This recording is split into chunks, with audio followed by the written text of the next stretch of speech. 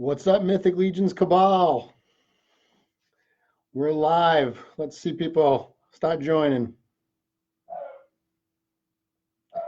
The beginning of these videos are always a little weird as the person who goes live waits for people to start signing on. You always see people like sitting there looking at the camera waiting to start talking because they're like, well, no one's joined yet. Why should I start talking? Walter's in. Hey, Walter, what's up? Matt, Anthony, Chris, thank you very much. Mythic Legions Cabal, welcome to the first official edition of Mythic Conversations. That's what I'm calling this show. I hope to do this every Wednesday night. The last couple weeks, I've gone live on the Cabal. 2 weeks ago, I went live and I showed off the collection here.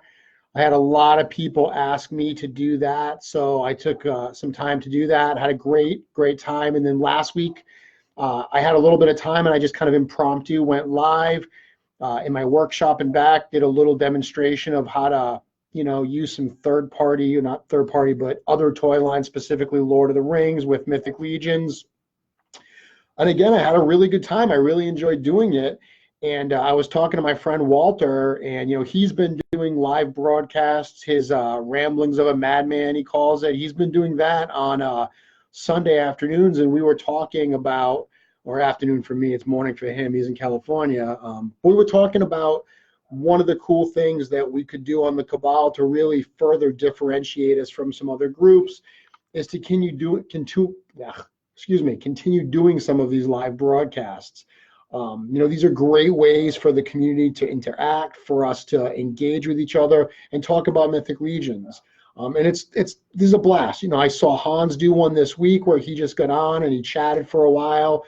Just, whoever wanted to talk, stuff like that is really, really cool. So thinking about all that and talking to Walter, we said we should do this regularly. We should kind of almost treat it like television, like we're programming a television station. So I said Wednesday nights. Wednesday nights are a time that's good for me. I had already been thinking about doing something like this.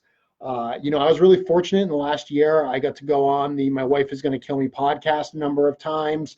I went on the Breaking the Mold podcast with that great group, and I love doing that. I love talking about this stuff. So I've been thinking about wanting to do some kind of a broadcast myself, and I really like this kind of live interaction type piece.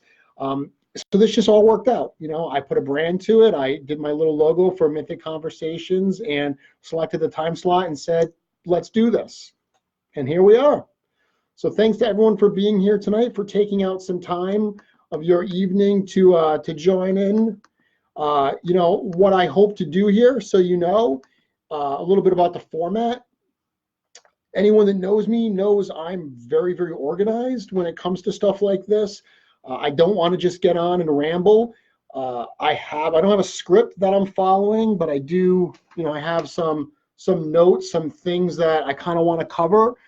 Specifically, a big part of what we're going to talk about, I customize. So we're going to talk a lot about customizing. Some weeks I'll probably talk about my process and how I do things and why I do certain things. Other times, I'm probably going to do tutorials. Tonight, I'm actually going to do a little tutorial. I have a project I was working on, and rather than finish it, I said, hey, this will be a great thing to do actually on camera to show everybody. So that's what I want to do, and I want to chat. I want to talk about stuff with you. That's one of the great things about Facebook Live is while I'm going to have prepared content, while there's things I'm going to want to talk about, this will also lend itself really, really well to, chatting, answering questions, just talking about what's going on in the world of Mythic Legions. Obviously there's some stuff because I work with 4 Horsemen on the website and everything. There's some questions I can't answer. There's some information I have that certainly I cannot reveal, but I'm fine with saying can't talk about that right now. So feel free to ask it. I'm happy to say I can't talk about it. And the stuff we can talk about, we'll chat about. Sound good? So let's see what we got here. Questions so far. Just a bunch of people saying hello. Hello to everybody. Oh, Travis, yeah. Travis is pointing out that I shaved. When Walter went live on Sunday, he was shaved, so I guess I had to follow suit, do the little baby face. Travis was talking about how I look like in one of the pictures he saw of me. He said I look really, really young. So without my glasses and shaved, I definitely know I look a lot younger. Anthony says I look like I'm 15. Yeah, thanks, guys. Don't feel that way, but so let's kick it off. I will post this after every week after I'm done. Again, I hope to do this every Wednesday night at 7:30. I'm going to have stuff prepared, content prepared every single week. But in addition, there's going to be stuff going on that we're going to chat about. And obviously, the biggest thing to chat about right now is probably All-Stars 3. Everyone, I'm not sure if you just saw, but right before this, I went online here for this, this show. I was scrambling to get some updates done on the website to get the page for All Stars 3 posted, including some brand new pictures of the new characters. So previously you just kind of saw them in that group shot, but now we've got photos of Lord Dragul, I believe it is, Lord Dragul and Darina Oneros. So both of those have been posted. There's a couple cool photos there that you can go check out if you haven't done so yet. I posted it in the Cabal. I posted pictures of them, but you can actually go check them out after as well. So All-Stars 3, I've been seeing a lot of comments. Really cool. I watched, like, Nikki posted her, not live, but posted a reaction video last night that I watched today. That was cool. I watched Steve from the My Wife is Gonna Kill Me podcast. I watched him talk about his thoughts. Seemingly, reaction's been pretty positive. I mean, obviously there's going to be, people that are feeling like, oh, this guy didn't get in, I really wanted him. That's kind of the nature of the beast. There was 18 figures to vote on, and everyone has their opinions. I can tell you that the people that won were clear winners. Those were ones that people really wanted. And a lot of people have asked me, what I voted for, and I actually didn't want to reveal my 4 choices prior to it being announced, in the off chance that the ones I wanted would have been the 4 that got in. I knew that was unlikely, but in the off chance, I didn't want anyone to think that something fishy had happened with the vote. People get stupid about stuff like that, so I just don't want the drama. I was like, you know what, I'm not going to announce it until after. And actually, of my 4 choices, only 1 actually got in. And I'm fine with that. I'm really happy. I think with All-Stars, and people are asking what came in 5th place, what came in after that. I'm not going to reveal that. That information was all given to the 4 horsemen. If they choose to reveal what was outside of the top 4, that's their choice. But that information is something that I'm not going to reveal who was there, other than to say that the top 4 were clear top 4 winners. And they were top 4, and they were really leading the entire time. People really liked those, it seemed. And I do have some thoughts about why it broke down that way, but my choices, All-Star Waves I think are cool because there's a little something for, new fans in there. They want that. I'm trying to follow comments while I talk here. That's one of the challenges of these live videos, trying to, serve both. Josh is saying, look at the collection. Yeah, if you look back a few weeks, I do an actual tour of the whole thing. This is just a snippet of it. But, when I look at All-Star Waves, I'm very fortunate. I've been in the Mythic Legions line since day one. I backed the first Kickstarter with an all-in plus. So there's no figures that I don't have. So when I look at an All-Star Waves, there's no one in it that I'm saying, well, I really want this character because I don't have one. So when I look at it, just like a lot of the customizers who have a lot of these, we look at it from a parts library. Which parts do we really want for our customs? So I really wanted Baron Valigar. That kind of tunic chest that he has, that's something that I find to be incredibly versatile. I really like that one. So I voted for him. I think there was only 2 figures in the choices that had that, Scaphoid, the green skeleton, and the Baron. And the skeletal limbs aren't as versatile to me.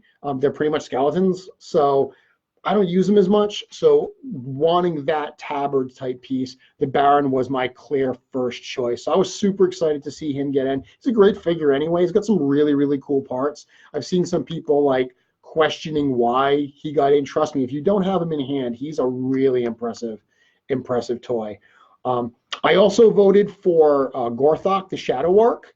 And the reason for that is I wanted a black body. Now we got Torian, who has a black body, so that's great. That black body, it works so well for customs because it's almost like primed already. It's just one flat color, works really, really well. But I like the Gorthok better. The Torian, the blue armor doesn't work as well for me. It's not as versatile. He's got hooves as opposed to the real feet. So I voted Gorthok. I also voted for Urku. I don't have any green orcs in my fodder bins right now, so I figured that would be a good one. And then I voted Bothar Shadowhorn because I wanted a dwarf. So only one of them got in, but I'm still cool with everything that we got. I really, really like it. And, you know, let me read some comments here, and then I'll talk to you about what, you know, kind of what I'm excited about for this wave. Let's see. A lot of people just commenting on the collection. Yeah, last week's video, I did it back in my workshop room, which is like my laundry room, and it wasn't as aesthetically pleasing an environment to be in. So I figured, you know what, if I'm going to really do this, if I'm going to do this Mythic Conversations, this is where we want to do that. You know, I think that's a lot better. Yeah, a lot of people say they don't remember who they voted for. We got a lot of votes. It was really cool. Like, I was really excited to be a part of it. Someone's asking me that someone's talking about my custom G.I. Joe Mythic Legions. How about Mythic Transformers? I'm not sure how that would translate, but maybe, you know what? Who knows? When they do the space line, maybe that'll be an opportunity for me to customize some Transformer Legions. Let's see. Baron's amazing. Yeah, Baron's great. Where can we get the shirt? Oh, my Mythic custom shirt. I actually made this for Legions Con last year. I made two. I made one for myself and one for my son, who was there at Legions Con with me. I never thought about actually producing them. I don't know how many. I mean, we made Cabal shirts and people, you know, bought that, but I don't know how many people would want a Mythic custom shirt. If enough people call, you know, message me and ask for it, sure, I'll do a run. This has to be Jeremy's kid. No, get off the beard, Travis. It's me. But it's back to the All-Stars line. Again, super excited for the Baron. Torian, I'm excited to have that black body. I was also excited to see my action figure customs say that they are going to redo like the Anubis head. That works so well on that body, so I was super excited about that. I didn't get one of the Doberman like dog, like just the dog head without the headdress, and I really want one of those. I have a custom in mind for that with the black body, so Rob redoing those heads and Torian coming out, that's going to be a good thing. Zazar, the blue demon, that's really cool. I mean, I do have one of those. He's got a kind of a special place for me. The first real custom I did was my blue skin genie, or Jin. So I love that figure, and that body works so well for that. So seeing that again, I know a lot of people want him. Super excited about that. And then the other one is Malleus. Great figure. There's a lot of people's favorite skeleton, along with maybe Brother Mandibulus. I actually really like Tibius. I always really liked like the red face paint. But Malleus is a great figure, so excited to see him.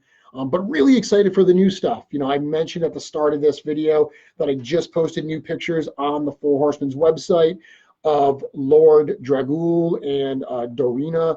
Those are the two new figures that are in the wave. So those are super cool. A lot of people I saw questioning, like, why are we getting new figures in an All-Stars wave? And I love the fact that they do that, because I've seen people online saying that, oh, I have all the re-releases, so I'm just getting the new ones. And that's kind of the mentality, you know, you want, every wave, you want there to be something for somebody. So All-Stars allow the studio to get some of those older figures out into hands of collectors. But the fact that there's also some new things in there also makes it fresh for, you know, customers, collectors who have a bunch of them. The fact that there is something new that we can grab, like in All-Stars 2, the Deltagar figure, that was a really cool pickup to be able to get that in an All-Stars line. So I was super excited they decided to do that, and the Stone Troll. So I am so excited for the Stone Troll, and I'll tell you why. I've seen a lot of people commenting about the Stone Troll, you know, not sure what they like. The reason I love it, that head sculpt is my favorite of the troll head sculpts. It's, to me, the most classic troll. When I think troll, I actually think like fairy tale, you know, troll, like a bridge troll.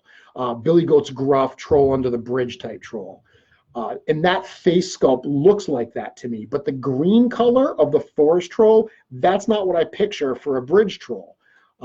The colors of the stone troll are what I picture for a bridge troll. But the head of the stone troll, the original stone troll, that head feels more like kind of inspired maybe by like Middle Earth, you know, Lord of the Rings type troll. I don't picture that as a bridge troll. But the combination of the two, getting this head with the nose with that color scheme, that looks so much like a troll, like a bridge troll. You know, I can imagine like that color stone, the troll being under the bridge, blending in with the stone. That kind of imagery is what I imagine when I see it. So even though the name of that character is Stone Troll 2, to me, it's totally bridge troll. That is how I'm using it. I'm so excited that they decided to do that troll. And I think, again, it adds something really, really cool into the wave that both new fans can enjoy, but fans who already have a lot of this stuff can collect and enjoy as well. I got a lot of comments coming in. Space Legions, I can't deal with Cabal in space. Yeah, I know. I don't know where the heck, when they finally do the next Legions line, I don't know where I'm going to put it. I actually don't. I tell myself I can't go as deep as I did with Mythic, but I know I won't be able to say no. I know. Yeah, Jason, love the new figures too. Will we ever see Mythic Cabal shirts in the future? I mean, we did Cabal shirts previously. We did them right before Legions Con last November. I shipped them out to people. Walter and myself worked on them together. I ended up doing the order fulfillment and stuff.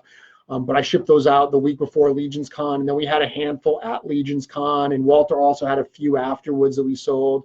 Walter has talked to me about doing another shirt, so eventually we got to find a design that we want to do. We won't do the Slayer logo again. That was kind of a one and done. You know, that was kind of our thought process from the get-go, was to make it pretty limited. So Chris is saying, I voted for Baron, Zazar, and the Torian. So yeah, man, you got 3 of your 4 in. That's awesome. You must be psyched. I fear Space Legions. Oh, like I just said, I know. It's going to be crazy. Tibius would have won over Malleus. I don't know. You know what? It's funny you say that. I actually have one of the features, one of the kinds of articles I post on the website is a figure in focus article, and I did one on Tibius. And he was not as popular as you would think. I love him. He's my favorite, but you know, I don't know if he would have won in the vote. I think that he would have not fared as well. You know what I actually think happened in the vote? A lot of people bummed out that both demons didn't get in or that no Orcs get in. I'll tell you my honest opinion is I think that people split their votes. I think that with only 4 votes, they looked at 2 demons and they wanted them both, but they said, I don't want to spend 50% of my votes on 2 figures that are so similar. So they picked the one they prefer. And that ended up splitting it. Same thing with the Orcs. I think that some people said, I really want a green-skinned Orc, but I know that they have said that Legions builders being in stock, pretty regularly is going to be a thing in the future. And I don't know when. Don't ask. Everyone's going to ask me when they're in stock Legions. I don't know the answer. But I think some people, because of the likelihood of getting in stock Orc Legion builders, greenskin, they didn't vote Urku. Maybe they voted Gorthok. And then some people who wanted the greenskin voted Urku and didn't vote Gorthok because they didn't want 2 Orcs. That's just speculation. They're both popular, just speculation, just not as popular as some of the other ones. There was one Minotaur. He did really well. This wave is awesome. Yeah, I really like it too. I think most people have been pretty positive. That's one of the things with anything like this. You got to have some thick skin. People are gonna, not be happy from time to time. Troll is great. Yeah, Walter, I agree. Daniel, what's up? Hans, yep. Hans, I loved your show the other night. That was fun. Well, like I said, it's a big part just hanging out, talking, chatting, seeing what's going on. Joe Crazy Bill says, just get another house for their toys, problem solved. You joke about that. So an office that I work at during the day, it's an old mill building, and I legitimately at times have considered, like, I wonder how much rent would be on a small unit here to make almost like a little like action figure type museum. If I ever strike it rich, I'm going to do that. You heard it here first. If I ever hit the lottery, I'm making an action figure museum with a big old section for Four Horsemen Studios, right? So I'm way behind on comments, so I'm trying to catch up on comments. Oh, so we got Cornboy here. Nice to see CB. He says, and you heard it here first, the name of the outer space iteration of Legions is officially going to be Cosmic Legions. So that is the first time you've all heard that. Cosmic Legions is going to be the name. I'm going to like that right now as I'm commenting. Thanks for that information, CB. So I'm really, really happy about All Stars. I'm excited to get those. Pre-order for that is going to be Friday. More information about the timing for when that's going to start and when that's going to end and the price points, all of that will be coming out soon. So stay tuned for that. But it's going to be a cool wave, especially new collectors. I know we have a lot of new collectors, new fans in the Mythic Legions Cabal, and there's always new fans coming into the line. As an admin in the Cabal, I see multiple people every single day that are requesting to come into the group, and we're thrilled to have them. I know some people think that we just want like the diehard collectors that have this, but Walter and I talk about that. Our favorite people to get in are people that either have like one Legion, or they say, hey, I just heard about this. They look really cool. I'd like to know more. Because that's an opportunity to really bring in brand new fans to the community and, have them experience what we have going on here. So that's really, really cool. I like that a lot. And I tell those new collectors, because I see a lot of them saying, should I do the pre-order? Because a lot of people, let's be honest, if you've been doing Mythic Legions, if you've been ordering from the Four Horsemen for a while, you're used to the process. You place a pre-order, you pay for it, and then there's a waiting period. There's a waiting period. I saw someone today actually say that he was 3 orders in. He had done 3 pre-orders before he actually got any of the figures in hand. And that is a reality. It takes time to produce these. It's a different business model than you're going to see at like a Hasbro with a Marvel Legends or something like that. So it's different. But you got to get in on those pre-orders. That is by far the best way, the most inexpensive way for you to get these figures. So I've seen people saying, hey, should I start backtracking and getting old figures with the money I have, or should I do the pre-order? There's always going to be figures on eBay and in the secondary market on the Cabal.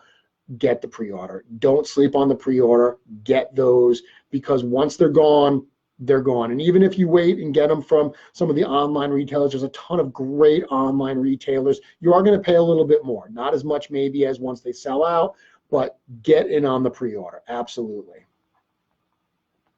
Cosmic Legions. Cosmic Cabal. Walter, so Walter put a comment, Cabal in space, and I was thinking the same thing. Pigs in Space reference. Steve is here. Nikki's here. Hey, guys, how are you? Nice to see you. Thank you for joining. Thank you to everyone for joining. Again, love doing this. For any new fans that may not know who I am, my name is Jeremy Girard. I'm a longtime Mythic Legions fan and a longtime Mythic Legions customizer. You can find me online on Instagram as Mythic Customs. I also post all my customs, including all my recipes for the work I do, on mythiccustoms.com. I'm also very fortunate that I get to actually work with Four Horsemen Studios. I work as their digital marketing manager, in charge of their website and all the articles on the website, all that stuff I get to do. Yeah, I'm living the dream. I'm literally a fan. I started buying their stuff, and I get to work with them. Maybe later if we have some time, I'll tell that story, because I think it's a fun story. But yes, I do know how lucky I am. People ask me all the time. I'm well aware. Yeah, Dork Lair, yeah, one of the retailers, Big Bad Toy Store, Mallfish, Empire, Toys, all of them are great. So you know what? I think we're going to change gears a little bit. Let's talk a little bit about customizing. So last week, I just kind of impromptu did a little thing where I talked about how you can use other toy lines in Mythic Legions to really change around the looks of the figures. And specifically, I focused on Lord of the Rings. And if you watch that video, which is still in the Cabal, you can get it. I cracked apart like an Aragorn toy, and I used like his lower loin piece, and I used his coat, and I threw it on a Goblin Legion builder because I had a Goblin Legion builder handy. So before I did the broadcast, I said, "Oh, I have this here. You know, let me use that." My whole point there was just to show how putting those pieces on, how it was really easy to add them and change the look of the figure. So once I got done that, I was looking at that figure once the broadcast was done, and I said on the broadcast, you know, it kind of looks, this is the start of something. This could be like a goblin rogue or a pirate. And as I looked at it, I started saying, you know what, I'm really seeing a goblin pirate there.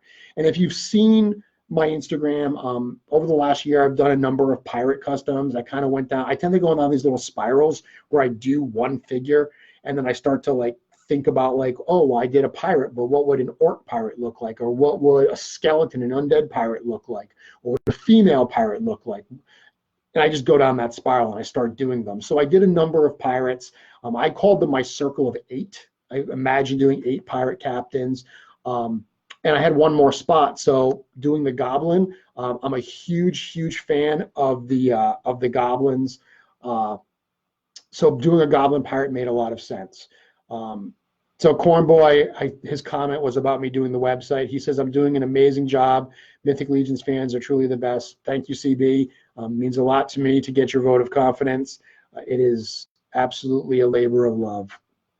And we could talk more about the website too after.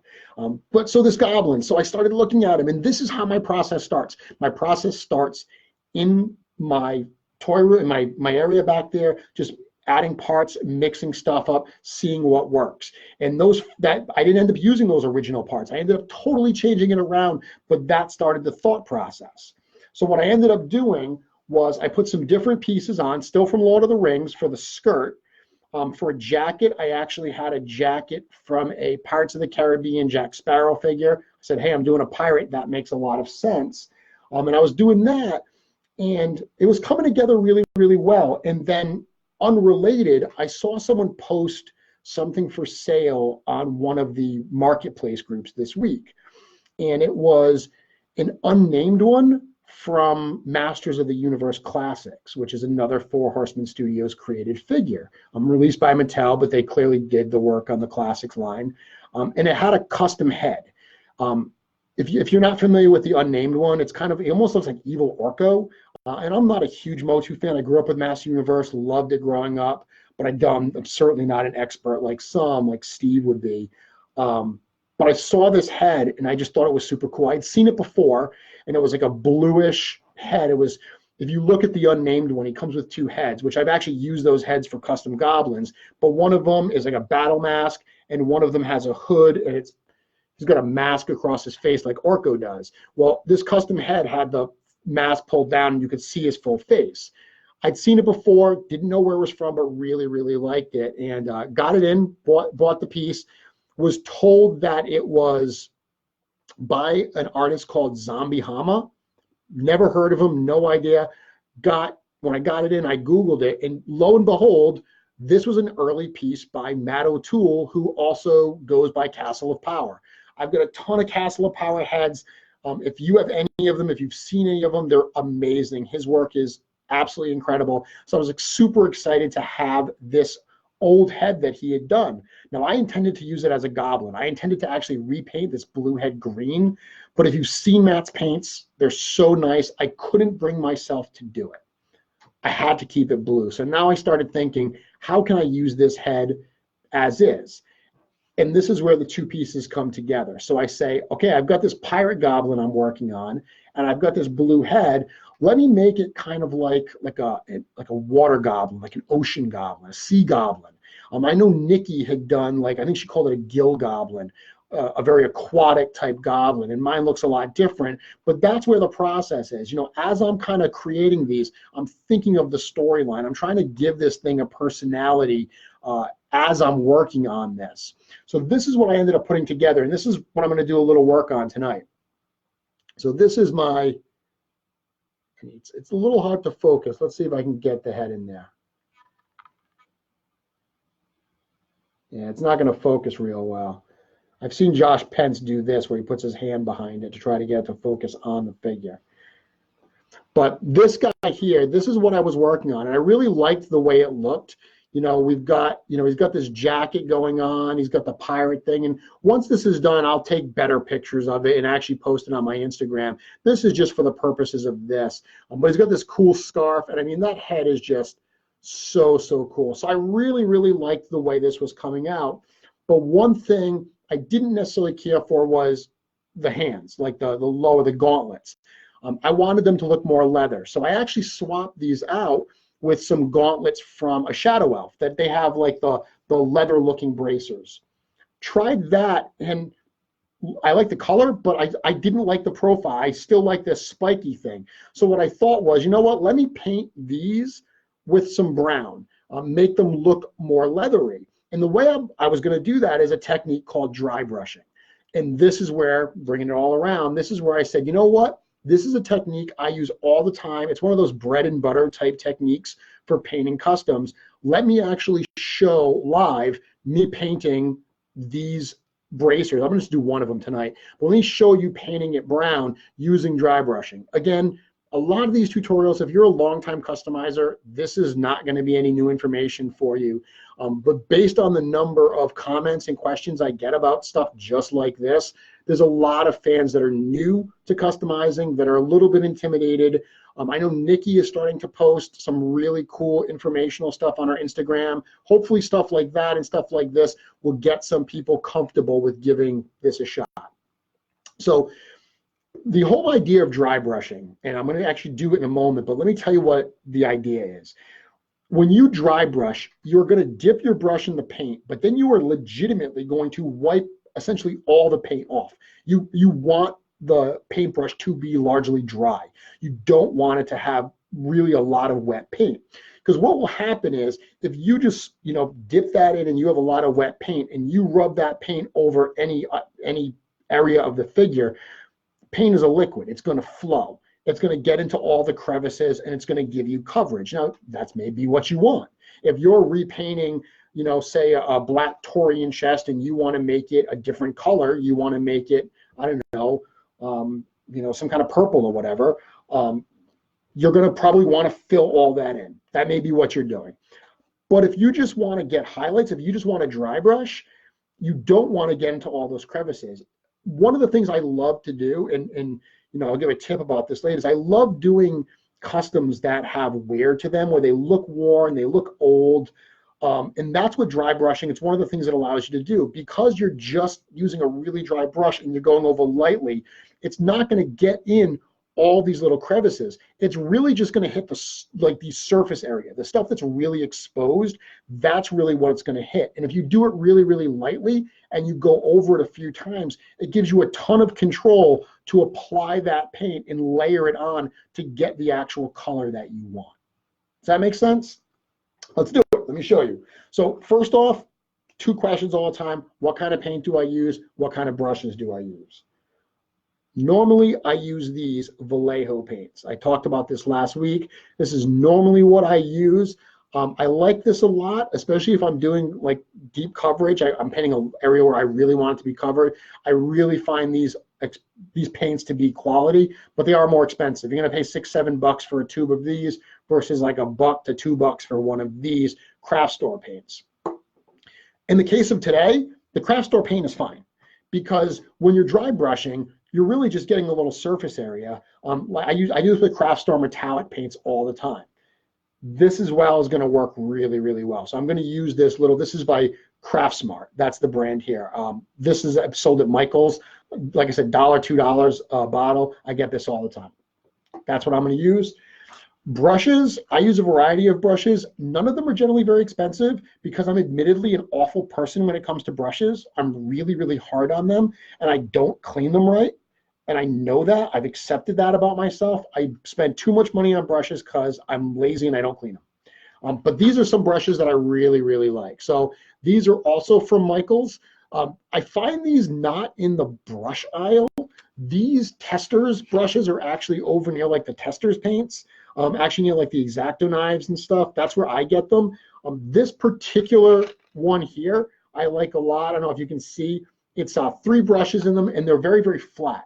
When I do dry brushing, I find the flat brushes to be a lot better to use than like long, skinny ones. And there's actually comments coming in right now. While I'm doing this tutorial piece, I'm not going to go through those comments.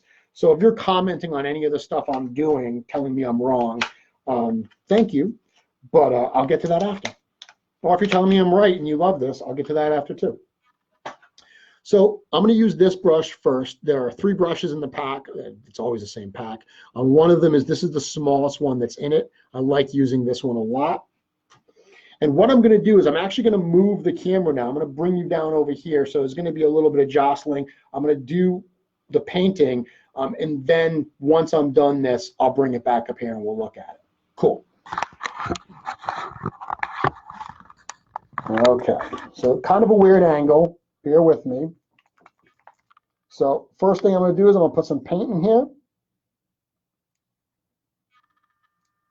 Yes. Oh, and see, I'm prepared. This brown paint's not coming out. So always prepared. I've got a second thing of brown paint. This is a slightly different brand, but I knew I had 2 brown paints and one of them had stuff in it and one of them didn't. Always be prepared. Okay, so I've got my paint in there. Now I'm going to take this brush, put it in there. See, I put a little bit of brush, and then I'm just going to, on a paper towel, I'm just going to wipe it, okay? There's really very, very little paint on that brush right now. And then what I'm going to do, and normally I would actually probably take these gauntlets off so I didn't have to worry about, like, you know, potentially overpainting. One thing I will definitely do is I'm going to take the figure's custom head off, only because it's, again, a totally custom head. I have been known to drop things. I don't want to drop it and it accidentally chip or break or something. So I'll take that off so I can just work like this. But yeah, make sure it's pretty dry. And then all I'm going to do right here, if you can see, is I'm just going to take this and I'm just going to lightly go over this, okay? And it's going to be obviously very hard to see on camera here, but hopefully you get the idea that you just build up the paints. Wipe it down. And because you're putting so little paint on at any given time, you really do have a lot of control. You've got to be patient.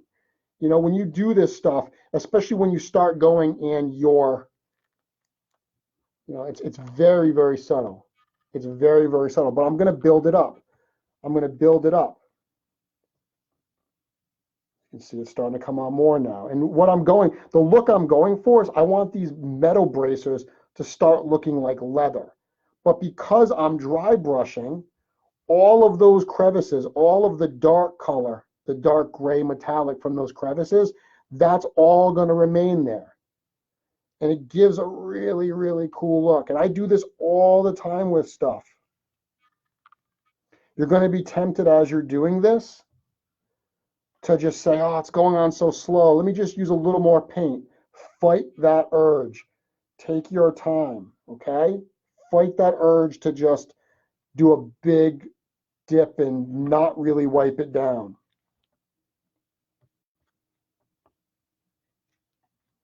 Build it up slowly. And the nice thing too about here is people ask all the time about painting joints. I hate painting joints. Even though there is a joint that's being painted here on the wrist, because of the effect I'm going for, I don't really have to get any paint there. It'll look fine as is. So you can see it's starting to get brown. And once I put the camera back up there, the reason I'm only going to do one is so you can hopefully see the difference between the two. And again, the goal I'm doing here is just go over it very, very lightly. And you can do this with pretty much anything.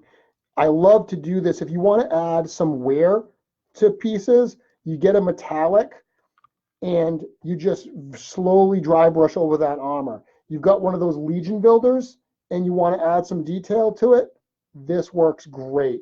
The Legion builders intentionally have less paint on them to keep the price point down.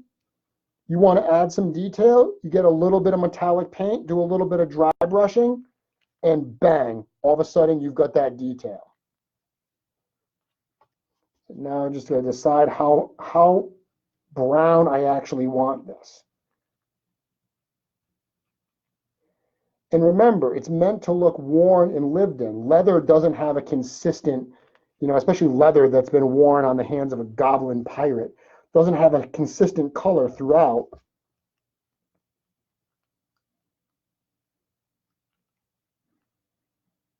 Yeah, I think that's good for tonight. So let me put this camera back up here. There we go. Babyface Jeremy's back. So outfit my guy back up, and then we'll take a look at what we just did. And how long did that take? A couple minutes? A couple minutes to get this effect. So I don't know how much you can see, but that type of, if you look at the two of them together,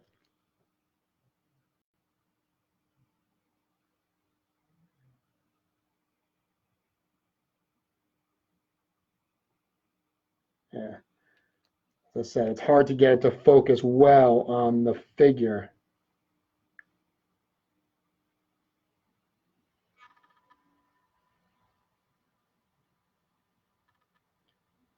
So there, you can see that little bit of dry brushing. That gives you that, it changes that kind of metallic looking gauntlet into that leathery looking gauntlet. And I can keep going if I want. I can add more. If I look at it and I say, you know what, maybe I want it a little bit deeper, maybe I want a little bit more up here. You can keep going. But that same principle, that's going to work for a lot of times when you want to do something like this. Super, super simple to do. Just, you need to be patient. You need to put it on very, very light layers. I didn't water this down. I know a lot of people water down their paints. I didn't water this down. I just dry brushed on that paper towel, so I didn't have a ton of coverage. So I've got a bunch of comments here. Let me jump to some comments and see what people are saying, okay? Let's see. Awesome extra head for the unnamed one. Yeah, Ben Westover was here. I don't know if he's still here, but Ben, thank you for joining. If Cosmic has even half the quality of Mythic, it will be a dreamline. Yeah, it's... I hear ya. So cool. So a lot of people just appreciating the work. Yep. When is Legions Cast Episode 3 going to become available? Yep, Steve answered that. Thanks, Steve. He said Legions Cast Episode 3 available Sunday or Monday.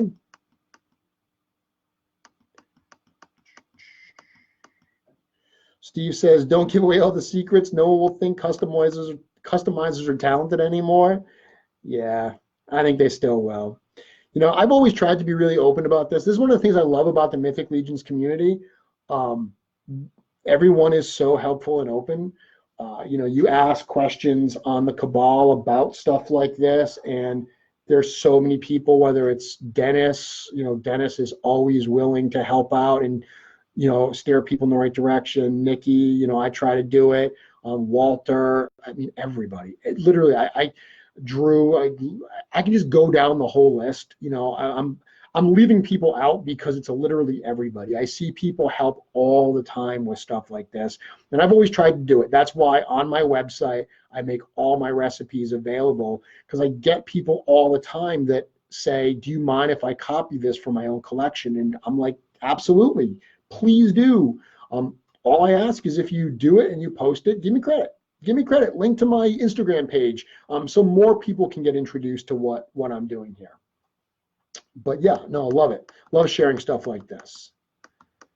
Hans, thanks for doing it. Really awesome. Yeah, Hans, I saw you the other day talking about wanting to get into customizing.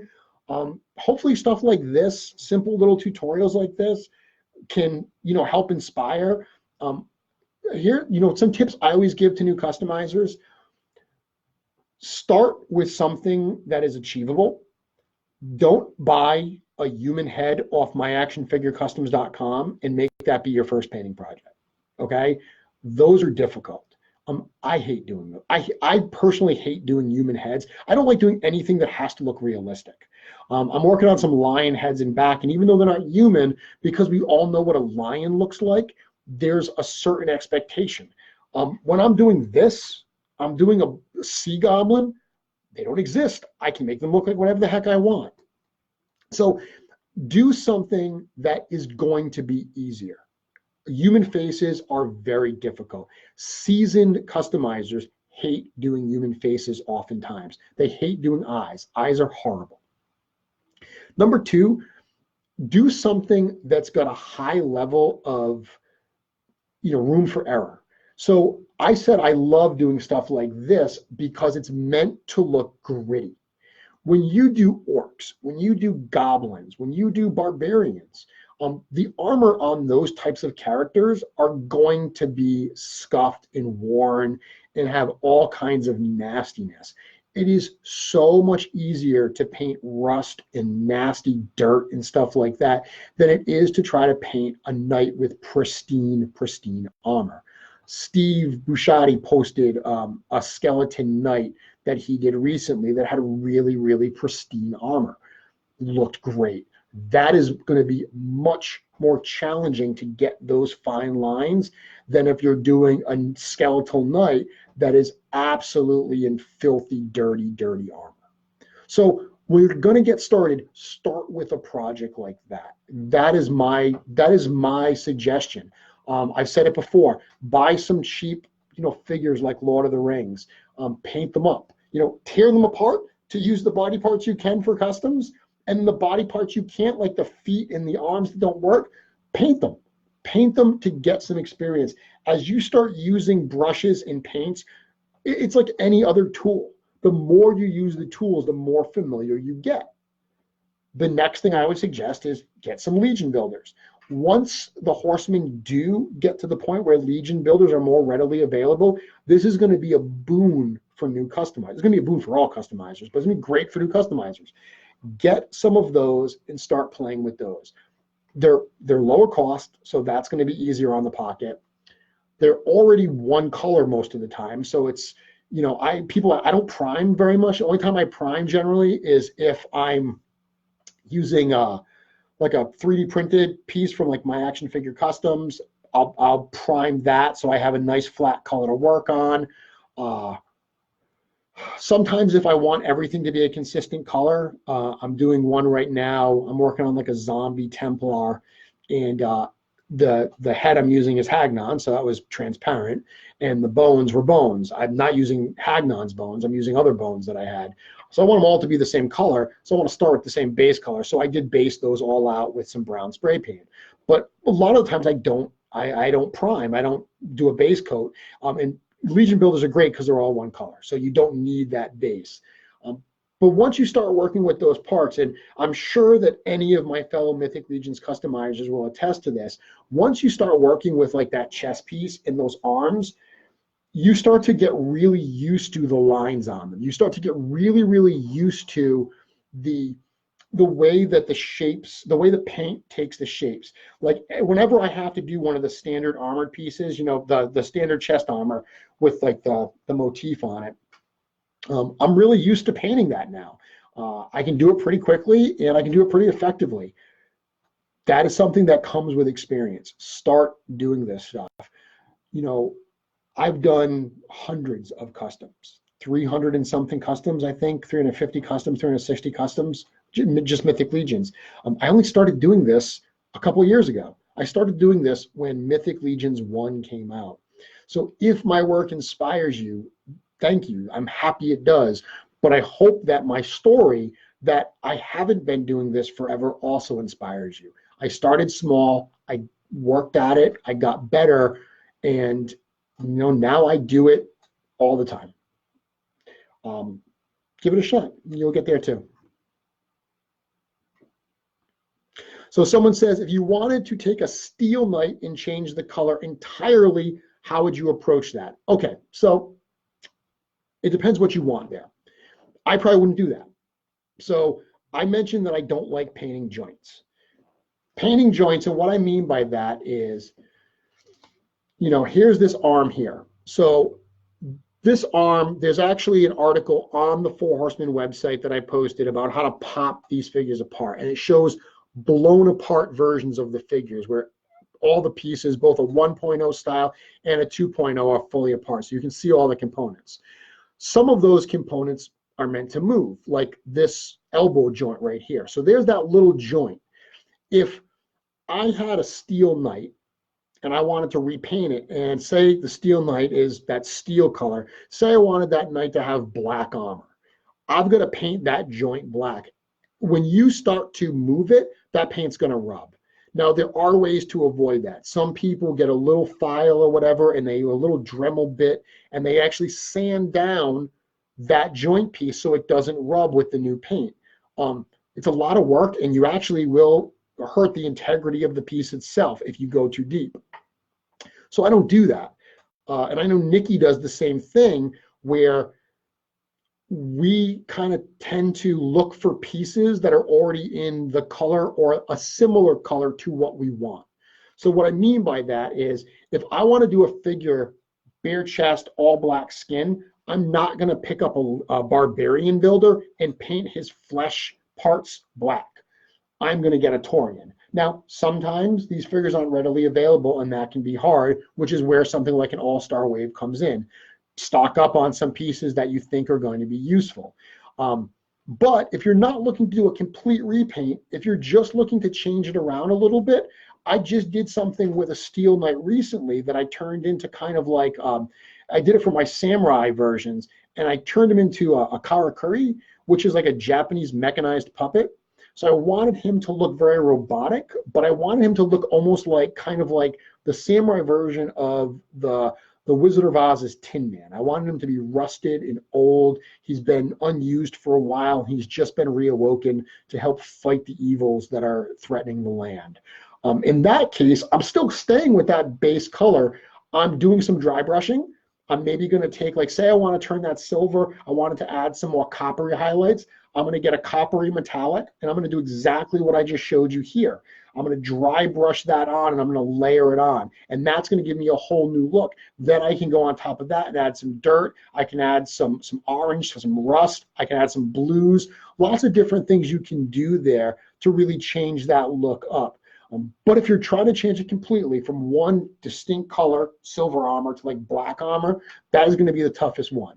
If I was doing that, I'd probably just spray paint the whole darn thing and not pose it, to be honest with you. But that is not something I do very often. I've found that I don't enjoy doing those all over repaints. Hope that answered. More questions. Let's see what we got.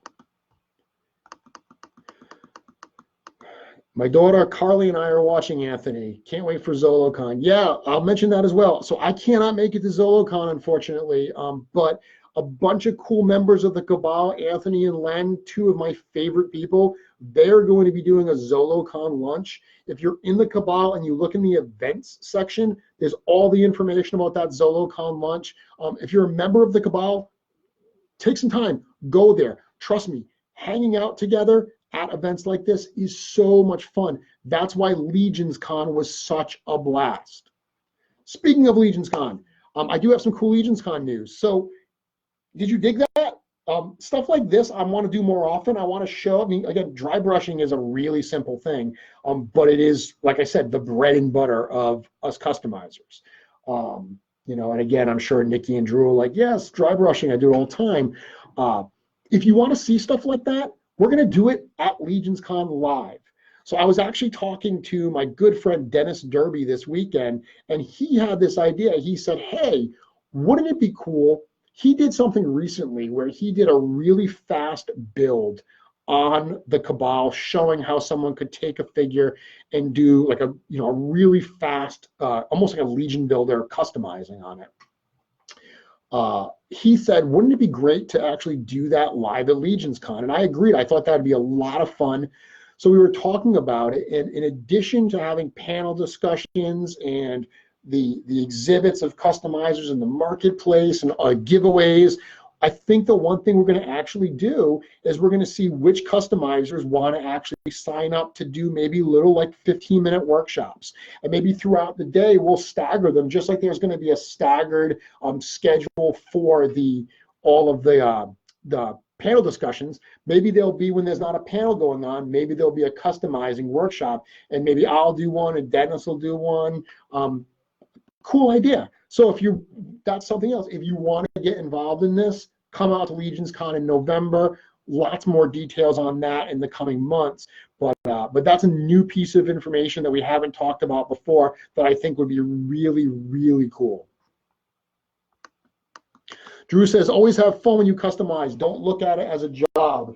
Yeah, I completely agree. And that's one of the reasons I tend to not take commissions. Excuse me. Unlike Hans, I'm not sucking down a light beer while I'm doing this. I don't drink Miller Lite.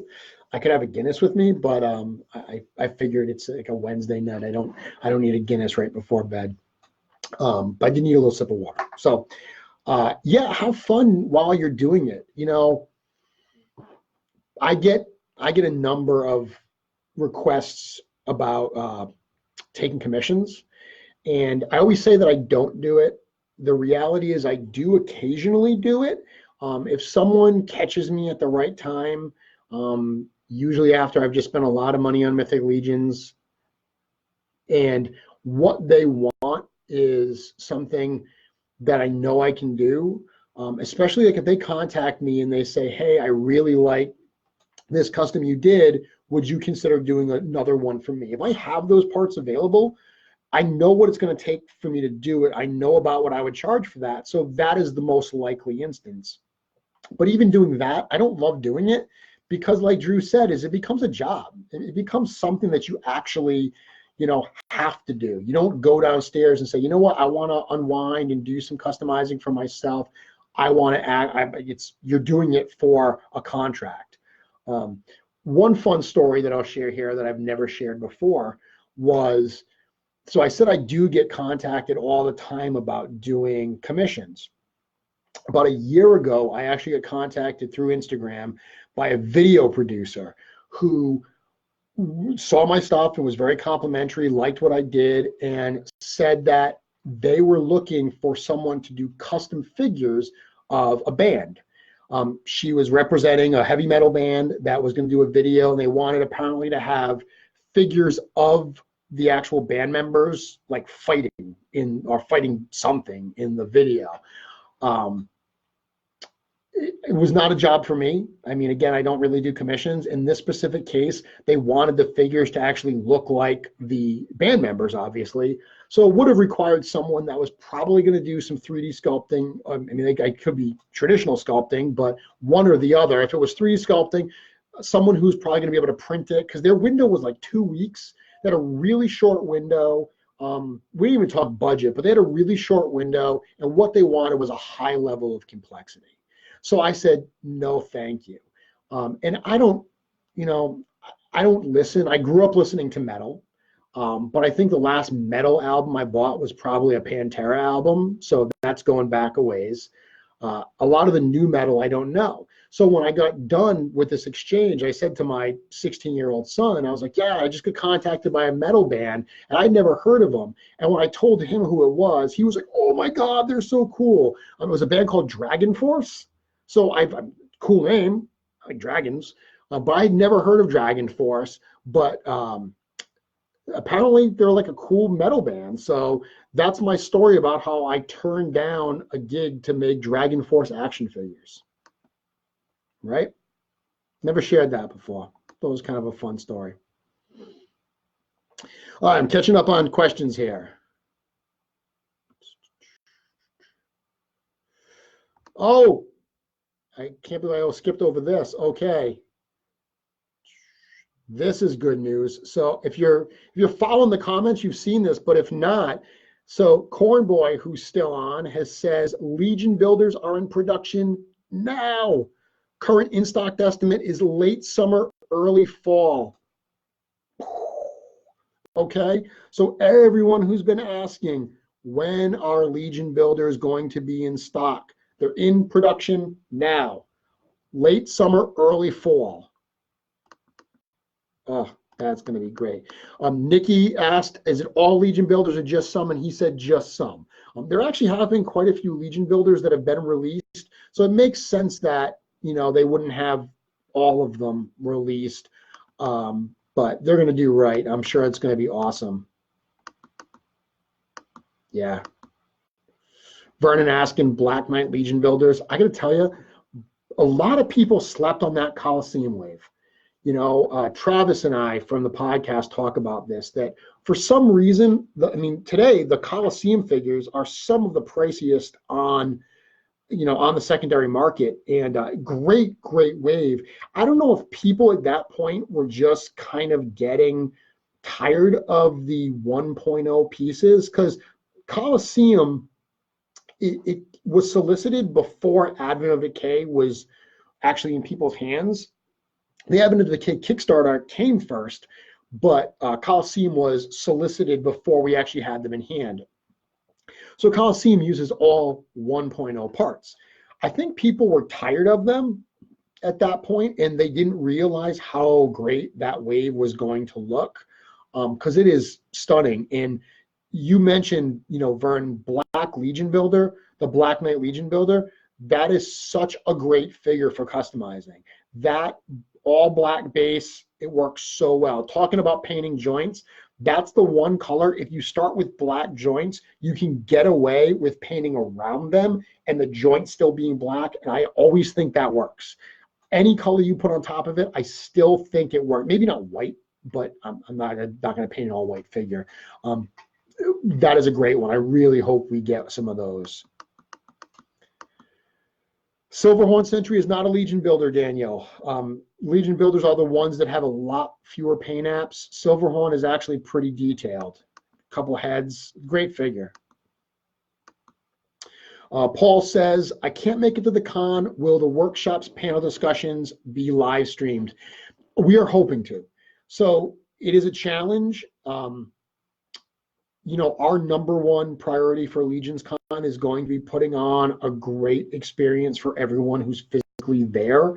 But we do know that Mythic Legions are a worldwide fan base. We don't want people who can't be there to miss out. That being said, we have people who are like legit flying in from other countries to come to Legions Con, which is, again, blows my mind. I'm so excited to meet everybody. But for those that can't make it, whether they're domestic or out of the US, we are looking into some live streaming options. So more on that. It's in November, so we do have some time to plan for that. You know, people have been asking me about tickets. One thing to remember about Legions Con is it is part of ToyCon New Jersey. So was part of ToyCon New Jersey last year. It'll be part this year. Obviously, our goal is that as Mythic Legions and as Legions in general continue to grow, as Cosmic Legions comes out, you know, we called it Legions Con for a reason. We didn't call it Mythic Con because we want it to be the con for all things Horsemen. We wanted it to be able to grow with them as well with these new lines. As it continues to grow and the line grows, maybe one day we're going to be able to do it all by ourselves, just stand it on its own. But for now, it's part of ToyCon, which is actually cool. You know, ToyCon's a great event. There's a lot of other toy lines that'll be there. So if you collect other things, there's a lot there that I think you'll really enjoy. And the ticket to ToyCon will get you into Legions Con. So ToyCon's next show is in, I believe, June. And when we do the June show, I'll go down and I will hang out with Joe, who runs that show. He runs ToyCon as well as a number of other pop culture and collectible shows in Jersey. I'll go down with him. We're going to spend some time really mapping out the space we're going to use. It's going to be a lot more space than last time. We're going to figure all those things out. And then a little bit before, you don't have to worry about getting actual show tickets long in advance. This is not going to be the kind of thing that like sells out. But there will be advance tickets if that makes you comfortable and you want to do that. Joe does sell advance tickets that go on sale shortly before. So a little bit before November, we're going to post all that stuff. Trust me, if you're in the Cabal, you're going to hear me talking about it nonstop. And if you're tuning in on Wednesday nights to Mythic Conversations, I will talk about it a lot as well. So one cool, yeah, Drew says, Dragon Force! One cool thing, I've been looking at the amount of people viewing, and it's been continuing to rise, so I'm not really losing people. So everyone that's still listening to me rant, thank you so much. Thank you for hanging out. I hope that you're enjoying this. I am.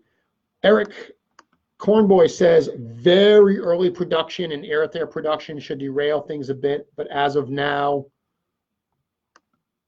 I don't know what he was replying to there. I have to imagine that he was replying to something else.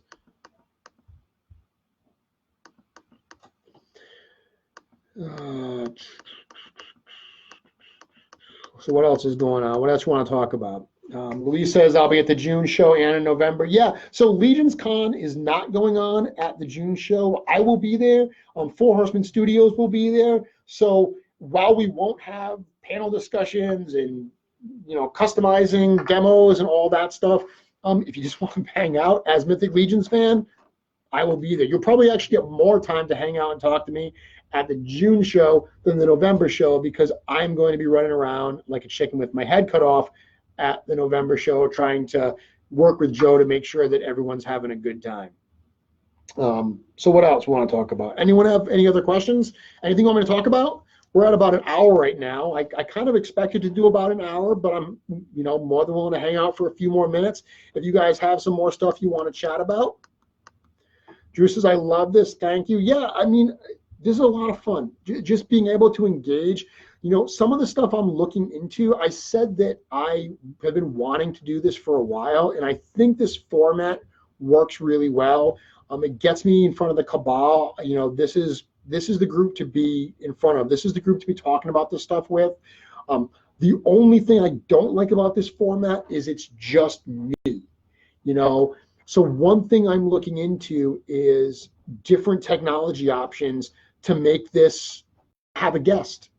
I would love it if part of Mythic Conversations, because this isn't a conversation. I mean, it kind of is. You're chatting to me and I'm responding to you, but I'm talking at you most of this time.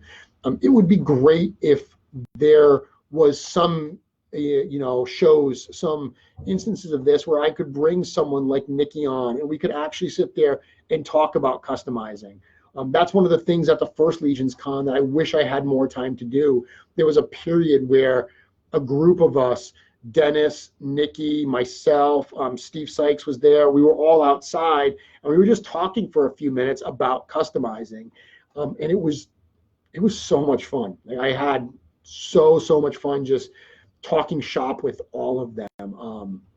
They're such great people. They inspire me all the time to do these customs, and just their kindness and their, I don't know, the way that they just hold themselves, how humble they all are. It's something so impressive. So just being able to share that with them and talk shop was wonderful. So I'd love to do stuff like that and bring them on. I'm sure that I can get, Cornboy or something to join me one night and chat and answer questions as well. So that's something I'm looking into. So hopefully, down the road a little bit, it won't be next week when I do this, but hopefully down the road, we can actually make this a little more than just me, and at least sometimes bring in some guests. So yeah, I'm doing this. I like this. Brian Brink says, great toy show as well. Hey, Brian, nice to see you here. Yeah, like I said, I've been going to ToyCon for the last few years. I started going, so the first time I went specifically to go and see the Horsemen. I mean, this is before I was working with them at all, but I went to go and get some of the early releases, the show debuts, they call them. And I brought just enough money really to get what I wanted at the Horseman table, and I kicked myself because there were so much other cool stuff there to buy that I was like, oh man, I wish I would have brought more money. So I didn't make that same mistake again when I went the subsequent time. I brought stuff for both the Horsemen's table and for the other stuff. So it's a great show, and I'm, like I said, I would be going whether I was, working with Joe for this stuff or not. Dry mouth. Hans says I will be there in November. Great, Hans. I'm happy to hear that. Nice to meet you. This is great. Chris says, do you prefer to break down or leave it intact when you go to paint, or does it depend on what you're painting? It depends on what I'm painting. Yeah. If I'm just dry brushing, like if I'm dry brushing just damage on something, I want to take take an Orc Legion builder. That's a great one. Either the Orc Legion builder from Series 1 or the Coliseum Orc builder, call it what you want, from I think it's technically called Orc Legion Builder 3 from the Coliseum wave. Flat armor color. If you wanted to just add some scuffing to that, add some wear to that, I'm probably not going to pull those apart. I'm probably just going to do it right on there. And again, that goes into what I was talking about earlier, where there's a high level of you can mess up because there's really you're making it damage. You're not really going to mess up. If I'm doing stuff like what I did earlier over here, I would normally have probably pulled that hand off rather than do it on the figure. It worked out fine, but I would probably have pulled it off. One thing I will say is if I do pull things, there's different ways to pop these apart. You can use the hot water method, where you actually submerge parts in the figure inside hot water, or you can use hot air with a blow dryer. I like the hot water method. I've always used that one. I heat up a mug of water. I have a mug I only use for this, which, what a weird thing, huh? Like being toy customizers, I actually have coffee mugs in my house that no one can drink of because they're only to give my action figure hot, spa baths in. But I will use the hot water to pull things apart. But once they're painted, I tend to use hot air just because I find it a little more controlled.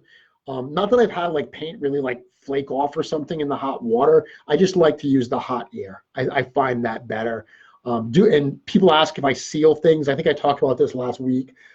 I tend to only seal stuff if I know it's going to get a lot of wear or if I'm selling it. If I'm selling it, I will seal it because I'm not the one that's going to be handling it. So I want to make sure it's got at least some more extra durability for my the person who's buying it.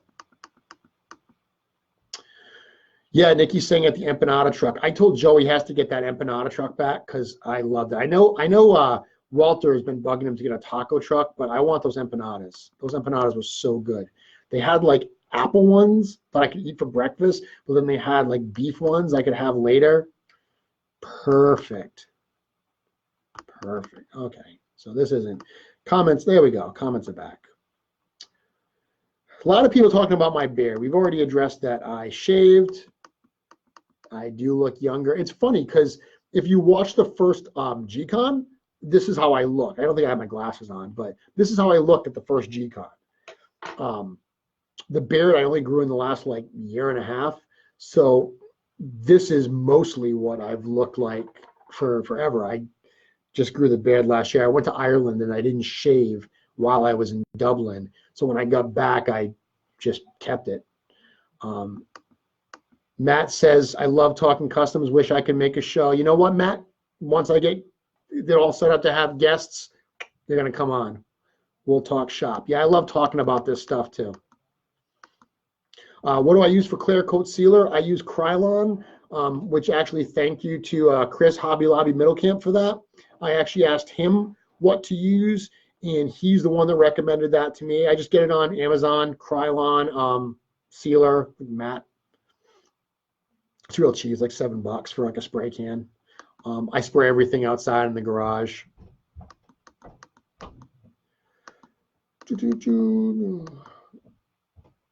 So Brian says, if you wanted to make a Fury Ogre out of the recent green Ogre builders, what would be the best way to get it red, dye or paint? So like I was saying earlier, I know I saw someone recently, and I'm really sorry that I don't remember who did it, but they did like a cool, like a Freet, like Dungeons and Dragons Monster Manual style of Freet with red out of the green, one of the green ogres, and they painted it. looked great. I probably wouldn't do that because it's a lot of paint to throw on the figure, including the parts there. Dyeing it, Dennis is actually doing, I hope I'm not revealing anything, but Dennis is actually doing some really cool stuff with dyeing right now. If you could dye it, I would totally go that route. I've tried to dye a few Mythic Legions parts and I didn't have any success. Dennis explained to me what I was doing wrong. I had dyed figures years ago. One of the first lines I ever tried to customize was the old G.I. Joe Sigma 6 line. And I did some dyeing on those. I know the problem with Mythic Legions is I wasn't getting the water hot enough. I wasn't keeping it consistently hot enough for it to actually take. When I had done the Sigma 6 stuff years ago, I actually had like an old grill outside that had a side burner, and I bought a pot specifically to run it on that grill and to dye pieces out there.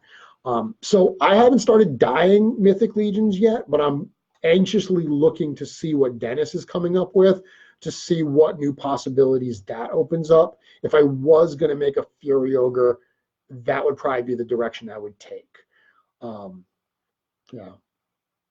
Yeah, Nikki says that I grew a beard after CB called me a kid. Yeah, that was fun. If you don't know that story, the first time, not the first time, one time that CB was on the My Wife Is Gonna Kill Me podcast, he dropped my name and he said, yeah, there's this kid, Jeremy Girard in Rhode Island that does customs. And it was funny because, I'm 44 years old. I'm certainly not a kid. And Cornboy's response to that was, everyone's a kid to my old ass, which is funny. If you were painting detail on a figure and make a mistake, would you fix the mistake or incorporate the change? Again, it depends. Totally depends. I screwed up a Lord Adon head pretty badly a while back. Was trying to paint, I wanted to make him a frost elf, and I was trying to turn the skin color really, really light. And I didn't dry brush enough. I put it on too heavy. It didn't go. I ended up incorporating it. I ended up taking some of the paint off. I actually got it right under the sink, but I couldn't get it out of some of the crevices. So his face actually doesn't have a consistent color anymore. It's almost looks like he's got a little bit of a skin condition, but it actually looks kind of cool. So I kind of worked that in. Other times it really depends. I go really slow. I'm really, really careful. There are some things you can't work in where you got to try to fix it. Sometimes you can't fix it. I've made mistakes. Mistakes happen. You got to be willing to accept that is possibly going to happen, but it really depends on the situation for how I'm going to approach it. I'm fortunate that I have a pretty big fodder bin. There have been times where I screw up a piece and I have another piece that I then use to do what I want to do. I throw the piece I screwed up back into the fodder bin, and then down the road, I'll find a use for it. Mike Wells says 800 sandpaper with red primer. That's what I used. That's answering the question about the Fury Ogre. Nikki says, what would your most wanted Mythic Legions amount aside from horses be? Yeah, Nikki coming out with a good question to talk about. Oh man, that's a tough one. Ever since the guys talked about there being a bear, that Atlas rides a bear, the idea of a fully articulated bear has me super excited. I'd love to see that. I'd also like to see, honestly, I know a lot of people want the bears. I've heard people say like a big warthog for the dwarves. I think my number one pick would kind of be like a big giant stag. Something like, and I can't remember the guy's name, but in the Hobbit movies, Legolas's father, I can't remember the name of that elf, but the Lord of the Elves there, the big stag that he rides into battle, that would be so cool to have an elf riding one of those. Yeah, I think a big, giant, elvish stag. That would be my pick, Nikki.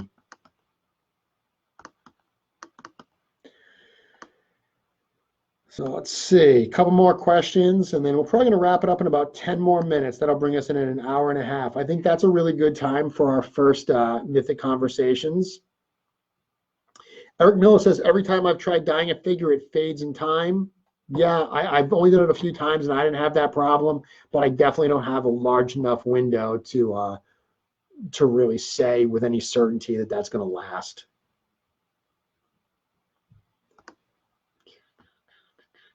Yeah, people saying bears. They want bears. Yeah, bears are popular.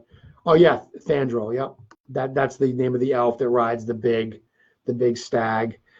Elephant soldiers again. Yeah, elephants are cool. Couple people telling me the name of the elf. Yep, thank you for that.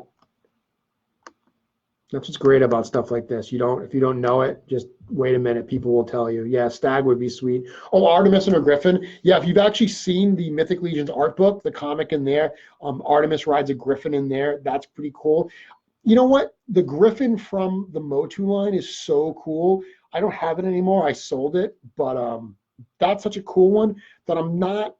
I have to assume that Mythic Legions would do something even cooler with a griffin mount, but that's probably not one I'm as keen on, just because if I really wanted a griffin, there is an option out there, a good option out there that I know I could get. Matt says I want a wolf mount for barbarians. Yeah, really cool wolf. For a while, I actually had the wolf from Rampage. I had one of those, which a lot of people might not know this, but those big Rampage beasts, the big alligator Lizzie and the wolf Ralph, the Four Horsemen worked on those. They actually did those sculpts for Lannard.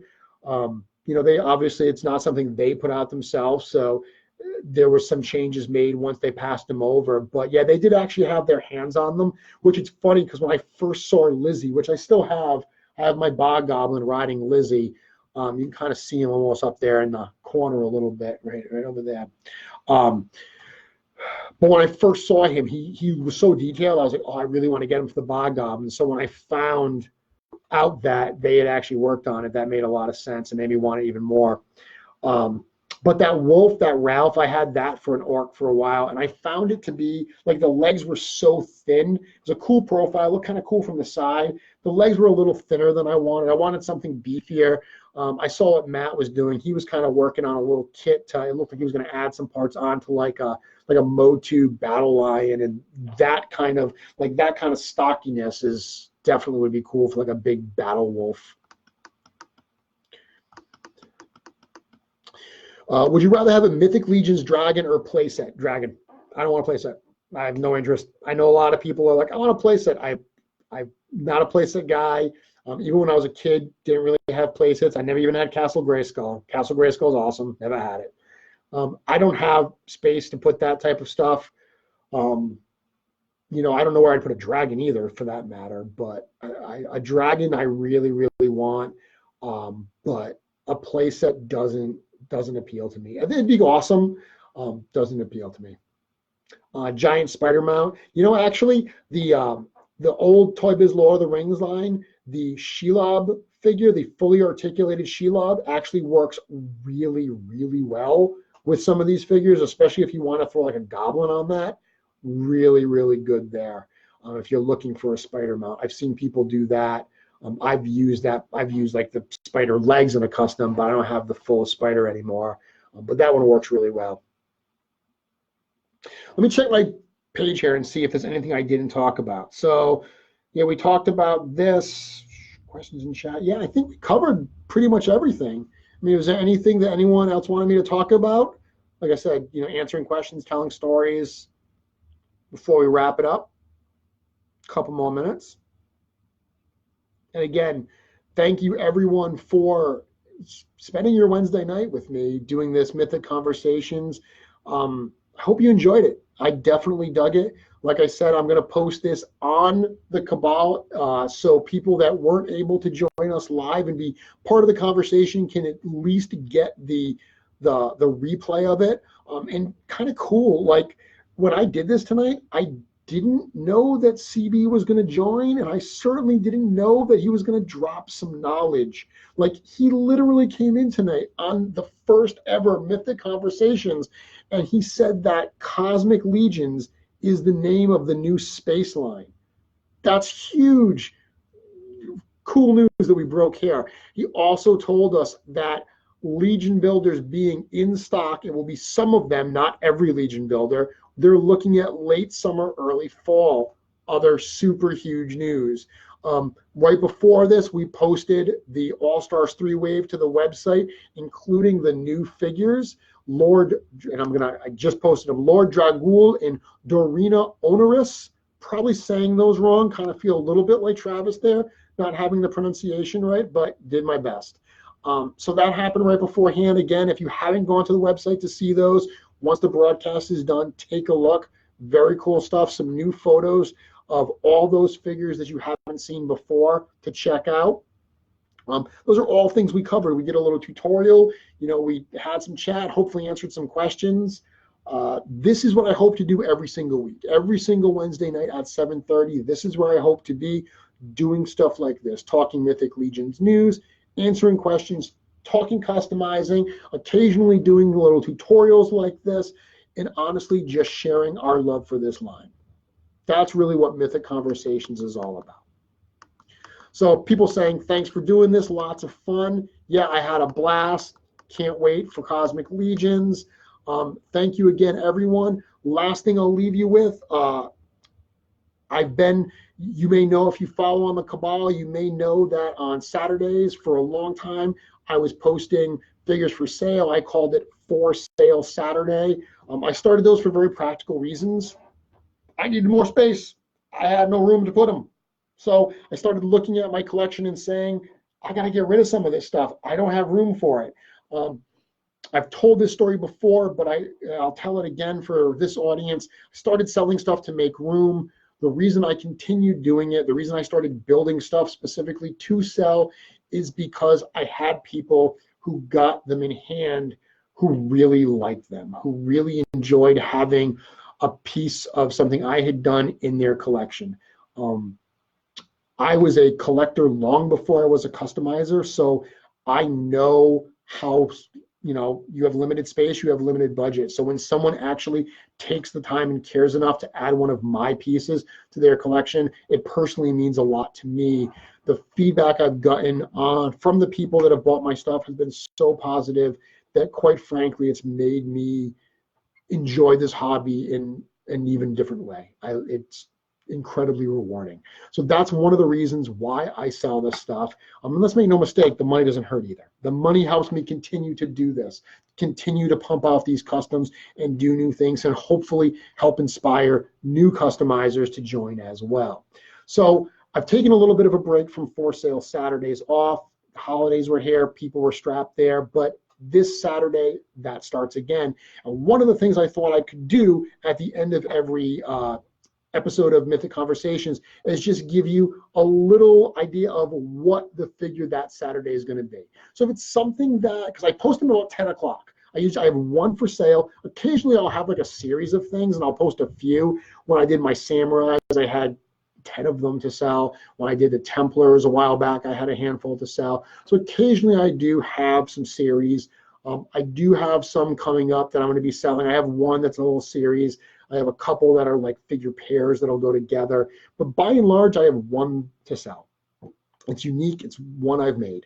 If I've made more than one, it's usually one in my collection, and I made a second one to sell. That will be Saturday. This Saturday is going to be a Japanese style Oni. So kind of like a demon. I did one of those for Legions Con with purple skin. This one's going to be a black skinned Oni. A little bit different take on the one I did, but I will be posting that Saturday around 10 o'clock exclusively on the Cabal. So if you want to check that out, For Sale Saturday, this Saturday at 10 o'clock. And with that, I think we're going to call it a night. Thank you. Episode 1 of Mythic Conversations is in the books. I will see you all here next week for the second episode of Mythic Conversations. And remember, this Friday, All-Stars 3 sale starts. Check the website at sourcehorseman.com for more information. See you soon, guys.